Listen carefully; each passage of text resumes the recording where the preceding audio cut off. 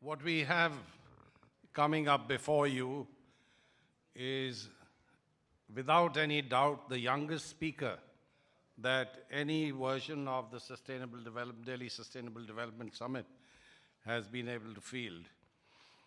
Jack Andraka is a Maryland high school student who created a novel paper sensor to detect pancreatic and ovarian cancer in 5 minutes for 3 cents. This is an innovator, a genius, an inventor, and he's the winner of the International Science and Engineering Fair, the Smithsonian American Ingenuity Award, and was named a champion of change by President Obama for his work to break down scientific journal paywalls. He has spoken at TED Long Beach, over 16 TEDx events, including the House of Parliament, and has been featured on 60 Minutes, which you know is a very popular program in the US.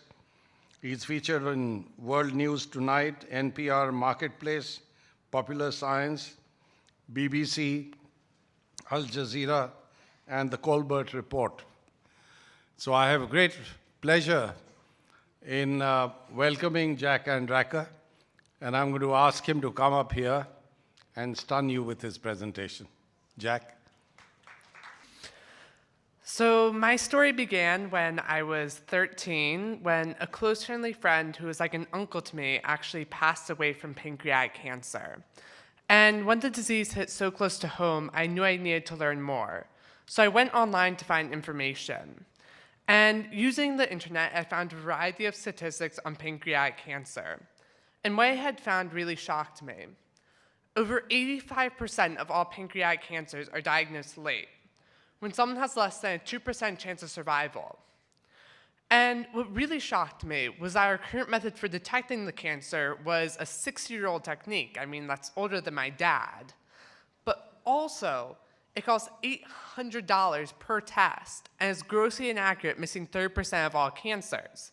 Your doctor would have to be ridiculously suspicious that you have the cancer in order to give you this test. So, armed with 9th grade biology, I decided to go set out and change cancer diagnostics. A bit lofty of a goal in retrospect, but I was going to do it. And so what happened is I went back online and I found what a sensor for pancreatic cancer would really have to look like in order to be effective at diagnosing the disease. The sensor would have to be inexpensive, rapid, simple, sensitive, selective, and minimally invasive. And I was pretty sure I could do this, but I wasn't exactly sure how. So then I found that the way we're diagnosing cancer currently is we're looking for these slight variations in protein levels in your bloodstream. And while this sounds very straightforward, it's anything but. Because essentially you have liters and liters of blood that's already abundant in proteins, and you're looking for this minuscule difference in this tiny amount of protein. It's like trying to find a needle in a stack of nearly identical needles. However, undeterred due to my teenage optimism, or how some people label it, complete ignorance of the entire field, I went back online, and using Google, I found a database of over 8,000 proteins that I found in your bloodstream when you have these different cancers. And it was my summer break. I had nothing else to do. And so I decided I was going to go through each and every one of those proteins. And one by one, I would go through them. I did about 200 per day. And on the 4,000th try, I finally found one protein that could work. The name of this protein was called mesothelin, and it's just your ordinary run-of-the-mill type protein, unless you have pancreatic, ovarian, and lung cancer, in which case it's found at these very high levels in your bloodstream. But also, the key is that it's found in the earliest stages of the disease, when someone has close to 100% chance of survival. So now that I identified the protein that could be used to signify the presence of the cancer, I then shifted my focus to actually detecting that protein and thus pancreatic cancer. And on this journey, I had one epiphany moment, and it happened in the most unlikely of places. High school biology class, the absolute stifler of innovation. Particularly with my high school biology teacher, we did not get along at all. And so one day, it escalated to the point where I was blatantly ignoring instruction, and just like any other high school student would do, I rebelled by bringing in an article on single-walled carbon nanotubes. And these are long, thin tubes of carbon that are an atom thick, and they're 1/50,000th the diameter of your hair. So they're extremely small, and they have these very incredible properties. They're kind of like the superheroes of material science. So essentially, you have these long tubes of carbon, and I was reading about all these properties, and then we were learning about what are called antibodies. And these are a class of molecules that only react with one protein, in this case, the cancer biomarker mesothelin. And I was just reading these about these carbon nanotubes when all of a sudden it struck me. You can combine these two concepts, where essentially you take these antibodies and weave it into this network of nanotubes such that you have a network of nanotubes that only react with one specific protein, but also, due to the incredible properties of the nanotubes, it will actually shift the electrical properties of this entire network, and thus I could detect the presence of pancreatic cancer using just a $50 ohmmeter I snagged from my local Home Depot. And there's one unfortunate catch. You see, these networks of nanotubes are extremely flimsy, and since they're so delicate, they need to be supported. So I chose to use paper, and making a paper sensor for pancreatic cancer is about as simple as making chocolate chip cookies, which I love. I mean, if I ever do bad on a test, I go right to the chocolate chip cookies, or ice cream, depending on how bad I did. And all you do is you start with some water, you then add the nanotubes, pour in the antibodies, mix it up, take some paper, dip it, dry it, and you can detect the cancer. And then as soon as I had this revelation, I realized I'm going to need lab space because you can't do cancer research on your kitchen countertop.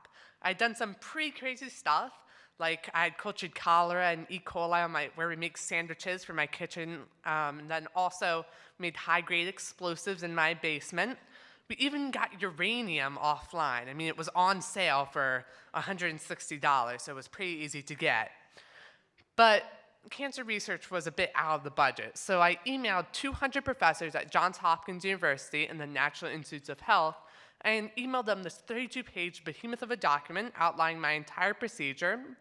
And I was sat back waiting for all these positive emails to pour in for people to be like, oh, this is a great idea. You're going to totally change the world. And then reality struck, and I got 199 rejections. I realized a lot of those professors weren't nearly as nice as glowing profile pictures make them seem. Some of them actually went through each and every line of my procedure saying why it was the worst mistake I could make. I had no clue where they got the time, but somehow they did. Maybe it's a hobby of theirs. However, eventually, I got one positive email from Dr. Anirban Maitra at Johns Hopkins University, and I go in for this big interview, and 1 hour later, I was able to start working at Johns Hopkins. And after 7 months of working, I finally ended up with one small paper sensor that costs 3 cents and takes 5 minutes to run. This makes it 168 times faster, over 26,000 times less expensive, and over 400 times more sensitive than our current methods of detecting the cancer. But the key is that it can actually detect the cancer in the earliest stage, when something that's close to 100% chance of survival, and so far it has over 90% accuracy at detecting the cancer. But it doesn't stop there, because in the next 2 to 5 years, this patent-pending sensor could not only increase the survival rates of pancreatic cancer from 5.5% to close to 100%, it would do similar for ovarian and lung cancer.